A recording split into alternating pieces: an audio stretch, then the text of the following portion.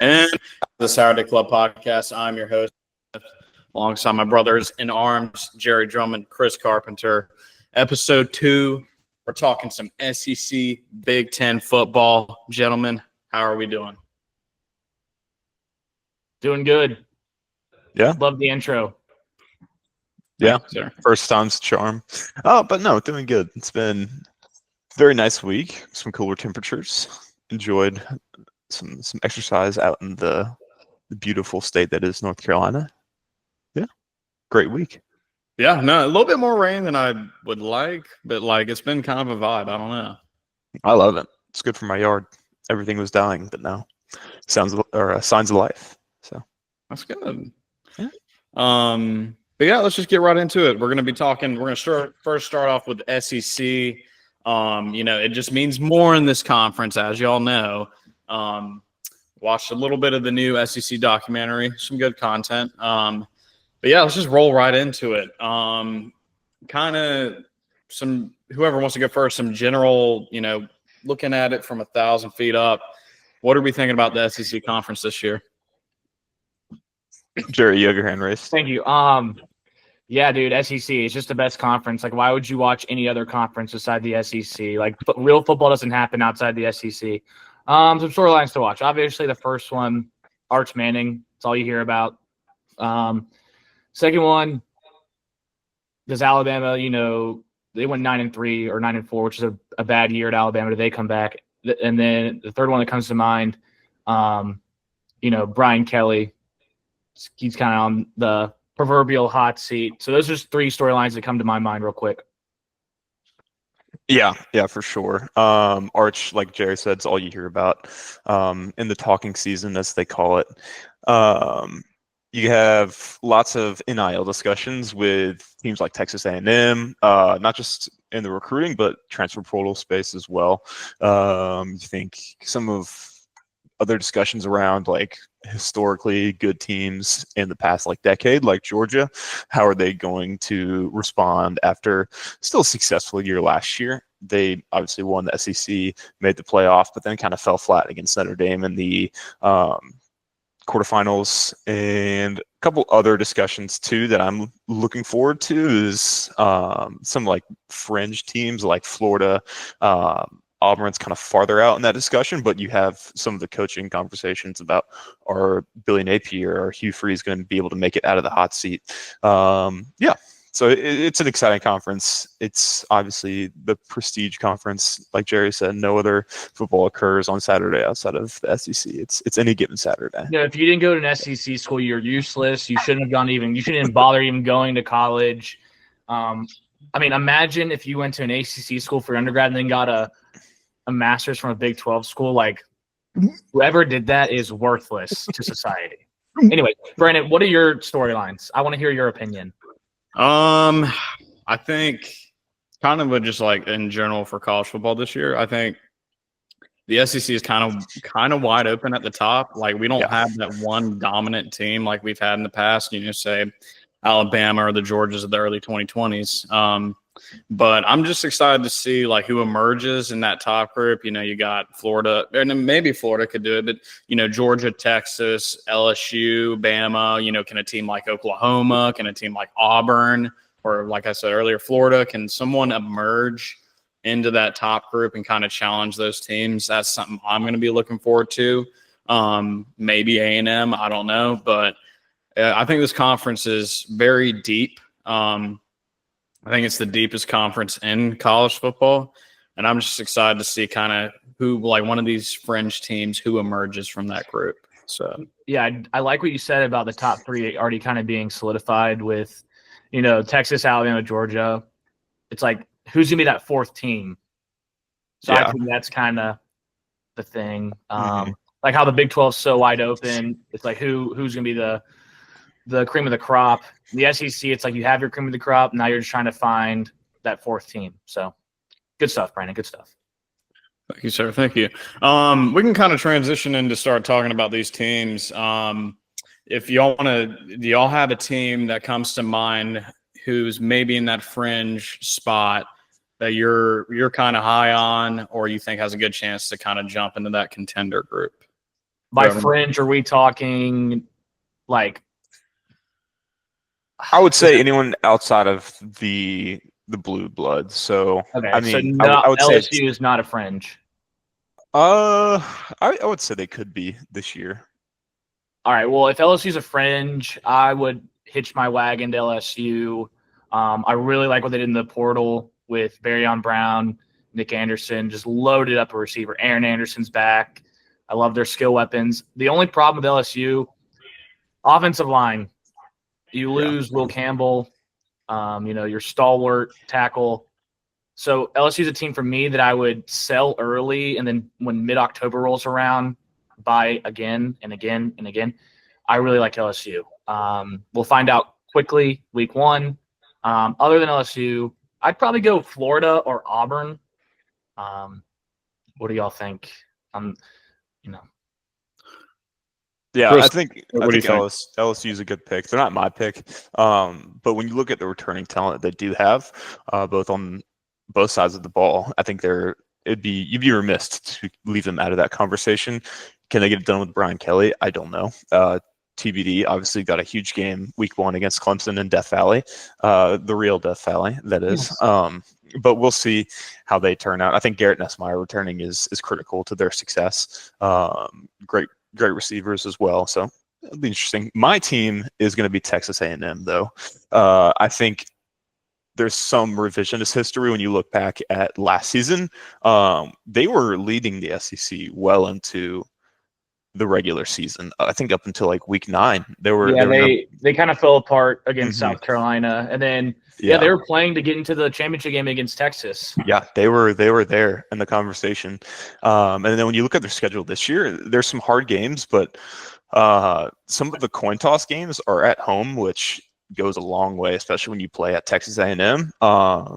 That's a huge home field advantage. Like, they have Auburn at home, they have Florida at home, they have South Carolina at home. I would say both of those on a neutral field, or all 3 of those could be argued as a 50-50, but having those at Kyle makes it a much easier game to win. Still not a give me, but a lot can be done on the home field. And then they obviously play A&M, or A&M will play LSU at Death Valley in October. That'll be a tough one. They'll play at Texas in the season as well. So those could be difficult ones, but in the SEC, like, there's some cannibalism that goes on, especially towards the tail end of the season. I think that a 2-loss SEC team could, this year especially, when it's kind of wide open, easily make the SEC championship and be in Atlanta, given some of the other matchups that'll be going on in the fall. Absolutely. I'm not too high on Marcel Reed, but given the talent they've been recruiting the last years and portal contributions as well, I think that they could make some waves in the Southeastern Conference. Yeah, no, I like that. I think A&M is a good pick. I mean, not like you said, not sold on his arm talent, but I like, the defense is going to play hard and good ball just because, they got Mike Elko there. But they do have they bring in KC from NC State. We'll see what happens there. And they got Terry Bussey back, who's a talented guy. And the running backs are really good with Moss leading that. But I'm curious to see Oklahoma. I think Oklahoma could be a surprise team this year. You bring in John Mateer from Washington State and Jaden Knott from Cal. I think that's going to be one of the better backfields in the SEC. And I'm excited to see kind of who steps up at receiver. I know Deion Burks is there. Kind of had a down year last year, but that was just kind of like the whole offense as a whole just kind of sucked. But if he can step up and they can kind of find some other playmakers, and Brent will have the defense rolling, so it could be a surprise team that we could be talking about. Hey, this team could be playing in Atlanta in December, so we'll see. I'm excited about them. Yeah, and you're not just bringing John Mateer, but you're bringing this offensive coordinator with Ben Arbuckle, Tuscaloosa there with him too. No, it's Norman. I don't know what I'm talking about. Enough. It doesn't matter. And their schedule, they got, it's kind of tough. They got LSU, Bama, Texas, Ole Miss, all like they have a hard ass schedule though. Yeah, that's just the SEC as a whole. I feel like, Mhm. but it matters when you play these teams too. I mean, it's Correct. too early to look at it now, I guess. But like, who knows? You could catch a team banged up, and then. Mhm. But we'll find out quick about you. They got Michigan at home, second week of the year, so Yeah, that's a cool little non-con. I think it's a very strong possibility. They could be 5-0 heading in to play Texas, which will be really exciting if that's the case. Obviously, they'll have to get past Auburn. They'll have to get past That's Michigan. our revenge game. Yeah. I think they're a fun team to be on the lookout for sure. Absolutely. Let's kind of segue into like the top 3 teams. I'd say you kind of got, Texas, Georgia, and I'd say Bama are those top 3 teams. If y'all want to kind of go over each and kind of, why we think they're the top team or what question marks they have, whoever wants to lead us off with whatever team. With Georgia, it's kind of crazy. When I was listening to some podcasts this week, one of the hosts that I listened to, no free ads, was like, everyone kind of forgets Georgia won the league last year, and I was like, you're right. Like in my mind, I was like, oh, Texas won it. Obviously, Georgia did, but I like what Georgia did, getting some guys out of the portal at receiver. I think with Branch and Young, Branch from USC is dynamite. I think he's electric. I like Colby Young from Miami. And you have Oscar Delp. It's just, can Gunnar Stockton be serviceable enough to get the ball out to those guys and make plays? And then last year they couldn't really run the ball to Georgia standards. I like Nate Frazier, the running back. I'm never going to be worried about a Georgia defense. It's just, can that offense do enough to make plays? That's my biggest question mark with Georgia. So what are y'all thinking about, obviously Arch is the talk of the town, but like, what do you think Texas, their main hole is? And then, Bama probably has the most complete roster in the sport. So interesting conversation piece there as well. Yeah, I think it's interesting how it's just an assumption that Arch is going to hit the ground running at Texas. Don't get me wrong, I have high expectations for him, and I think he probably can live up to those, but he definitely showed some struggle in his short activity during the season last year. Like, he's great. He's a playmaker, and he's a Manning. He's got a lot of hype for a reason, but I don't think many people are considering that it will be his first year starting a full season, and that's not easy to do, especially he hasn't played a full season in 3 years, and that was in high school. So it's going to be, I think there's probably might be some slow starts, and it's not going to be any favors given against Ohio State as your first, kicking off your first full season starting against the returning national champion. But that's my biggest question, is how will Arch show up? Yeah, because we know that defense is going to be loaded. You bring and Anthony Hill at linebacker, and from the secondary, Taff, and that defense is going to be legit. But yeah, kind of like how is Arch?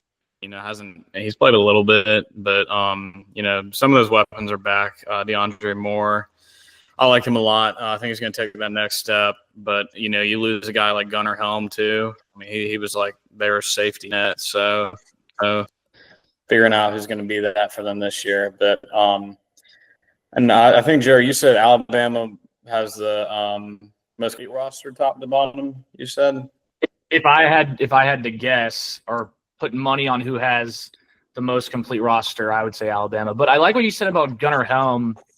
I think a lot of people aren't, talking about that enough. But one thing I think that could help Arch out of the gate is the run game. I thought last year they did a really good job with Wisner and Blue, just doing a good job of managing games, converting third downs. And you saw they did against Clemson. My God, dashed Clemson on the ground. It was embarrassing. Got a defense coordinator fired. So I think Texas has the pieces to, kind of move Arch along slowly, not to the point, all right, Arch, you're going to have to throw the ball 50 times a game. I think they can win like that, but I think running the ball consistently is how you're going to see Texas kind of build that week-to-week progression.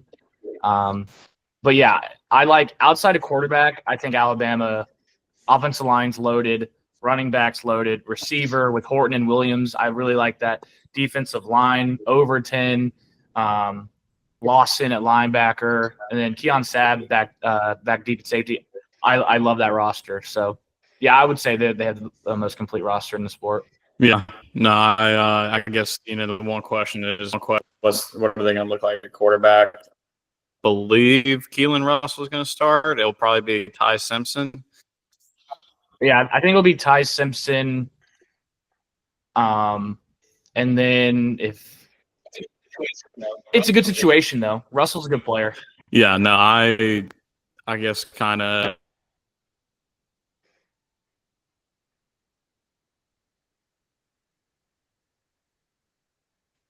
Can you hear him? Somebody like that.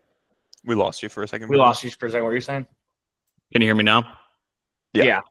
Okay, I was saying, you bring back Jam Miller at running back, who's going to be RB2 maybe, who's going to kind of step up, or somebody that we haven't talked about. But yeah, no, I like the defense as well. Did they get a new defensive coordinator? I know this is bad podcasting, but no, I think Womack's still there. Lomax, They got Stand by.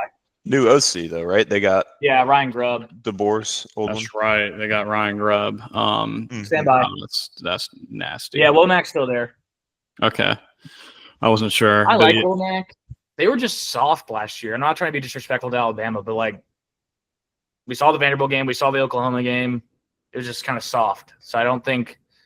Hopefully they'll be better, because that's just not Alabama football. But no, I'm excited. Talk about an exciting white. Bray Hubbard at safety. Dog. I'm excited to see him play. But yeah, no, so out of these three teams, who do you think is the most, how do I say it? Who has the least question marks and would be okay, yeah, that team is going to be in Atlanta in December? If y'all this is going to sound hypocritical, because I just said Alabama has the most complete roster in the sport, but I still say Texas has the least amount of question marks. Colin Simmons, Anthony Hill, and then they added Travis Shaw at defensive tackle, and Trey Moore from UTSA. I guess he's been there for 2 years. I would just take Texas. I think the defensive line is going to overwhelm people. And then Sark can scheme it up. They got enough outside with Wingo. I think Manning will have some growth spurts or bumps, but I don't think it's going to be like Trevor Lawrence. You see him right out of the gate, you're like, holy crap. But yeah. I think come October, you'll see, why he was, one of the most highly recruited or highly regarded recruits of all time. Mm-hmm. I think I'm going to go Georgia. I'm very high on Texas, but their schedule, it gives them no favors. They have to play Florida and Oklahoma back-to-back, which there's some questions there, but I think having to go to Swamp and then play Oklahoma right after that can be challenging. They have to play Georgia. They have to play A&M. I think Georgia is just the consistent player in the SEC, especially in the last decade. When you look at receiver, what they had last year, it was really just serviceable. Whereas now they have some guys on the outside who I think can make some plays. And Gunnar Stockton is going to have to improve a little bit from what he showed in his just one start last year. But I think he can demonstrate improvement and at some point just throw the ball up and have someone who can get in there and make a play or two and help him out. And yeah, obviously Kirby Smart, the defense is gonna be there and make some plays when it matters. And Georgia, the reputation follows them. I think they'll be in Atlanta, no questions asked. Yeah, I think I'm gonna close between Texas and Georgia, but I think I'm gonna go with Chris on this one. I like Georgia. I think what you're getting from the defense, and bringing in Branch and then Noah Thomas from A&M kind of gives you another weapon. Colby Young healthy. And you always know they're going to be really good up front on both sides. So I think they're the most kind of proven, least amount of question marks. It's just kind of, how explosive is that offense going to be? I mean, I don't know if it'll matter just because they're going to overwhelm so many people. But yeah, that's my pick. But I think it's close between them and Texas. All that being said, though, I think all three of those teams will be in the playoff. Yeah, I think it's safe to say. Yeah, but do we have, before we kind of wrap up the SEC, do we have any teams that we're not talking about enough? Like maybe out of that group between like South Carolina, Ole Miss, Yeah, Florida, Auburn. I like South Carolina. I just think, well, not really. I don't like them, but I respect them. I just think they lost a lot defensively, like a lot. Yeah. I think Sellers is superhuman. God, the defense, like outside of Dylan Stewart, a lot of question marks. You lose Kyle Kennard and Beamer. All respect to him. It's like every other year with Beamer, I feel like. So I want to see them put 2 like 9-win seasons together before I jump on the, what do they call it, the cockaboose. Yeah. Yeah. I mean, look at this 4-game stretch starting in the second week of October, going through November. They start playing at LSU. Next week they have Oklahoma. They play Alabama after that at home, and then finish that. Oh, it's a 5-game stretch because then they play Ole Miss and then finish that at Kyle Field, Texas A&M. Like LSU, Oklahoma, Alabama, Ole Miss, A&M. That's a brutal stretch. If you can win 2 of those games, that's good on them. But like they pretty much have to win out at that. It's literally, but it's Cocktober, dude. It's Cocktober, but like that's brutal. No favors in that schedule right there. And I, like Jerry said, with the losses that they had on defense, it's hard to get your guys up 5 weeks in a row, let alone 2 weeks in a row. So we have, let's see, hold on. 1, 2, 3. They got to replace 6 guys on defense. Yeah. I will say, sorry, Ole Miss. I'm higher on Ole Miss than most people. I like Austin Simmons a lot. And then if DJ Lagway stays healthy, I think Florida has a legit chance. And then Auburn, that's my question mark team, is Auburn. Yeah.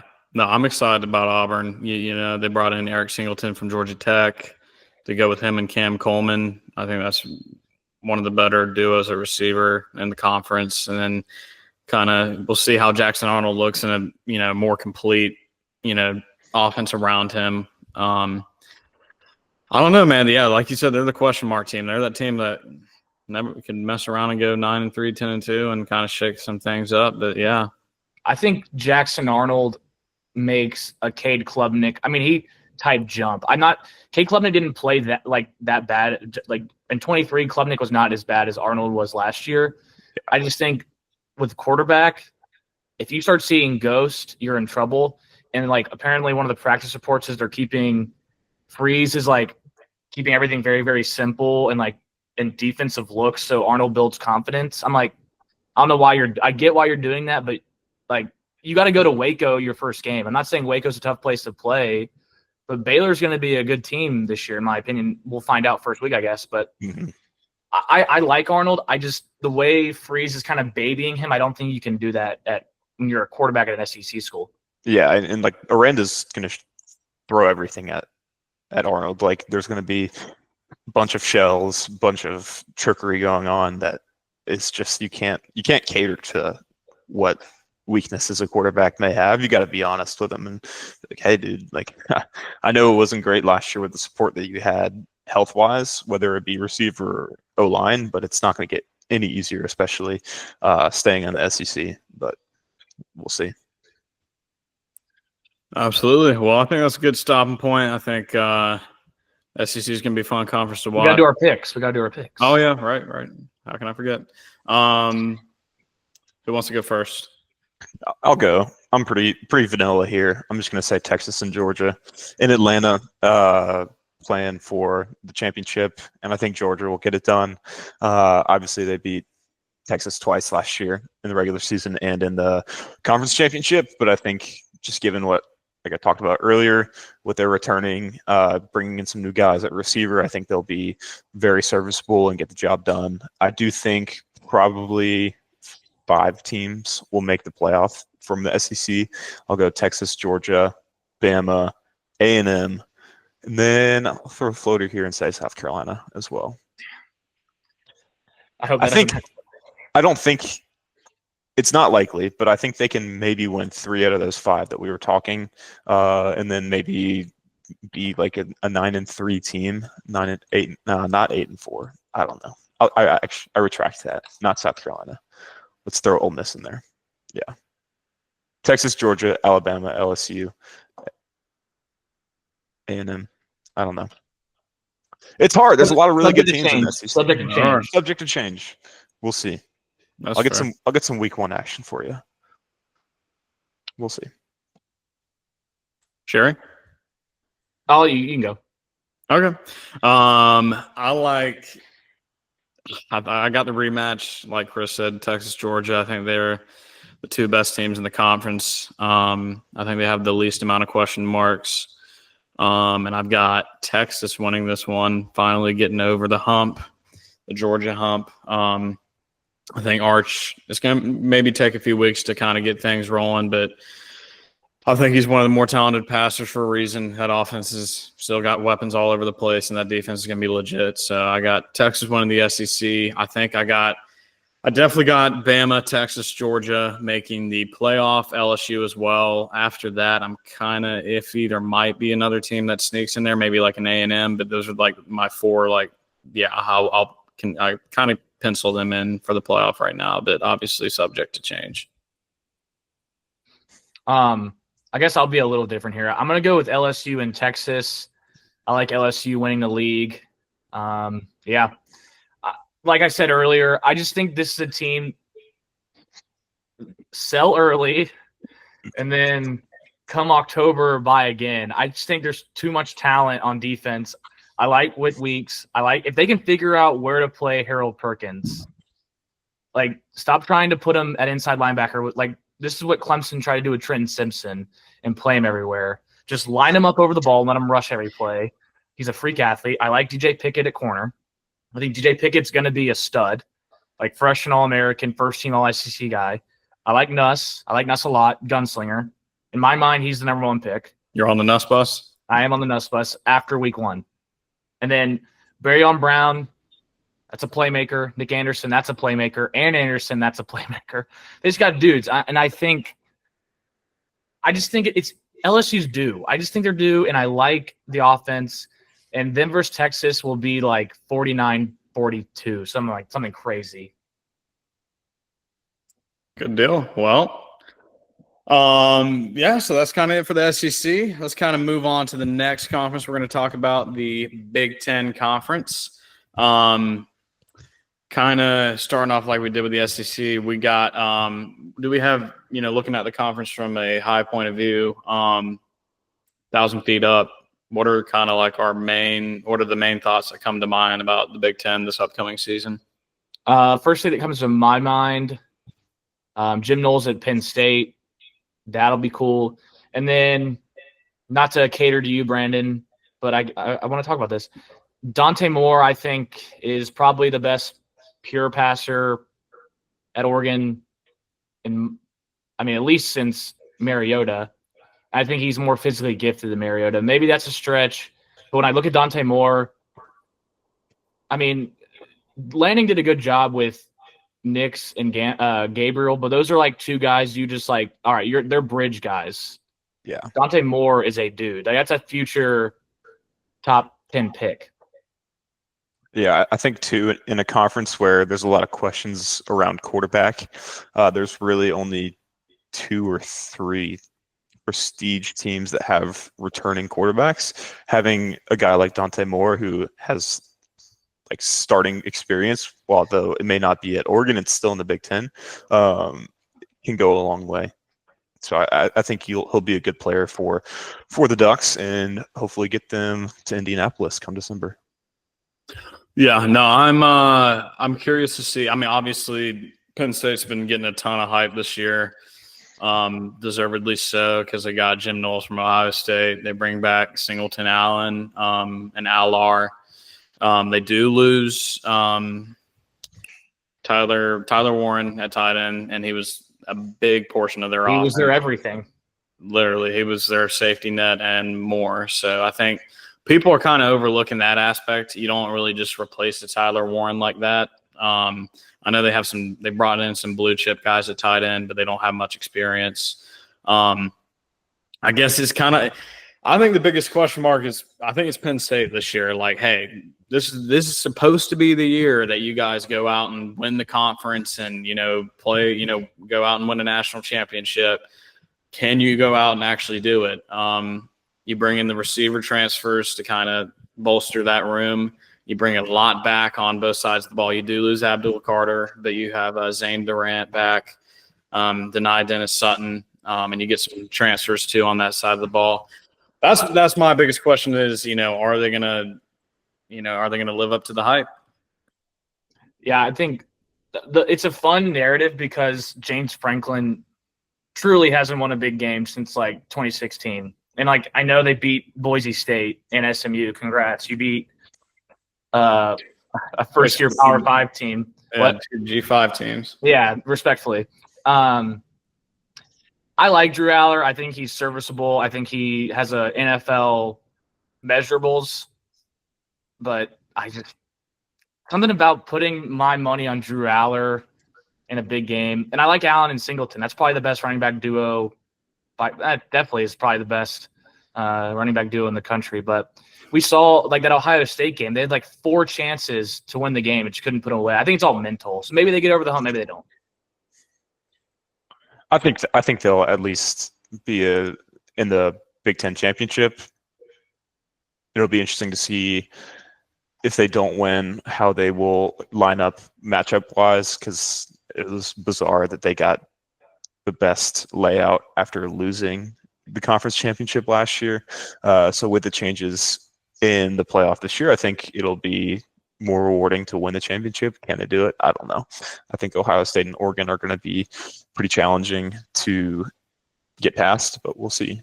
Also, looking at the lines, it's kind of bizarre that Michigan is the 4th odds-on favorite to win that conference. I was going to say, I am buying stock in Michigan. Really? They were still pretty decent last year with JV football quarterback play. So yeah, I mean, I'll sprinkle that. I don't think they're going to win the league, but I think they could be a fringe playoff team come November. Yeah, it seems like they could beat a team that is in that top group. They beat Ohio State last year with freaking was it Davis Warren? Who was their quarterback of that game? Davis Warren, yeah. Davis Warren is going to be working at McDonald's. They're selling insurance. They do have a favorable. They have the easiest Big Ten schedule. Yeah, very favorable. The hardest game is obviously Ohio State, but after that, it's Maryland. They have to play Michigan at State. Austin. They don't play Oregon. Or no, they do. Oh, so they're not doing No, they don't play Oregon. Yeah, oh, okay. So the SEC, they do the flip. I was wondering what the Big Ten did in terms of schedule matrix. Yeah, man, that schedule's a layup. I guess that makes On sense. you, dude. Michigan. Yeah, man. The Trey Williams at D tackle. Hey, there we go. But they're going to be physical, and they're going to line up and play their style of football. Bryce Underwood. Sorry, the spring game was a hard watch. I have some questions about the receiver talent, but I think if they go 8-4, I guess they went 9-4 last year. Davis Warren, they can go 9-3 with Underwood. Yeah, that's fair to say. I guess like you're saying, the only question mark I really have is receiver room. They threw a flea flicker in a spring game. They what? They threw a flea flicker in a spring game. It was like a reverse flea flicker, yeah. Hey, Why? you got to generate some offense somehow. In a spring game, dude, just God. I think Illinois is a team that you have to talk about in the Big Ten as well. Obviously, the schedule's not as easy as Michigan, but they're bringing back literally everyone possible. Ended the season very strongly too. Had some ups and downs in the beginning, but I think you saw that they just want to play and they want to win for their coach in that South Carolina bowl game. Yeah, that game was sick. Yeah, there's some emotes in there as well. Yeah. But I think Illinois is a team to watch out for in the Big Ten for sure. Yeah. I like the Big Ten. I think the top teams of the Big Ten are just as good, maybe better than the SEC. It's just when you get to Minnesota, Northwestern, the bottom of the conference is just not nearly as daunting of a task. So the scheduling you can kind of catch some breaks. I'm not saying you got to take games off, but you don't have to bring your A game every week. Mm-hmm. Feels like there's like after those top 3 teams, it's a hard shelf. Like as we're the SEC, it kind of like trickles down, if you know what I mean. Like the tier 1 and tier 2, the drop off isn't as much. Mm-hmm. Big Ten, it feels like that tier 1, then tier 2 is kind of a big gap. Tier 3 is a huge gap. You know what I mean? Like there's not a lot of depth. It's like the ACC in 2016. Mm-hmm. Yeah. SEC, like if you don't show up against any team, you can get caught. Like if Ohio State doesn't show up against Purdue, they're going to win by 14. Yeah, I can play quarterback for Ohio State. They could beat Purdue. Speaking of Ohio State, still haven't named the starter. I'm starting to think, what's it? Lincoln. Keenholz? Yeah, that kid can play. 3-sport athlete in high school. He can move. Yeah, and they got dudes at receiver. Yeah. Yeah. Yeah, no, that's a factual statement. Obviously, I think Ohio State has the highest ceiling. They're probably outside of Bama. They might have the most complete roster in college football. Yeah, that's true. I'm just an idiot, I guess. No, I'm just curious to see who. If we're willing to bet, I think Julian Sand probably started. Yeah, I just think it's weird they haven't named it yet. I get it. You want to wait as long as possible, maybe. But one thing about Ohio State is like Chip Kelly's gone too. I think Day's still going to call the plays. I think Hartline just has the title. No, I can see the little pay raise to keep him. That's the best recruiter probably in college football right now. Yeah, you pay him to stay. Yeah, I think Hartline's going to eventually bolt to be a head coach somewhere. Yeah, I could totally see. He went to Ohio State though, didn't he? Yeah, he went to Ohio State. I could see him going to maybe an NC State if that ever opens up, at Virginia Tech. Cincinnati. What? Like a Cincinnati? Yeah, I think he was in talks with Cincy when Fickle left. I couldn't remember.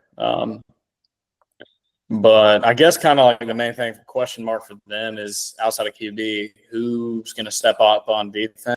Who's all those NFL draft picks? Like, yeah, obviously you bring in blue chips all the time, but like, who are those guys? Who are Edric Houston? I saw he got a little tweaked up and pressed. Yeah, that's what I read too. What are you reading? Huh?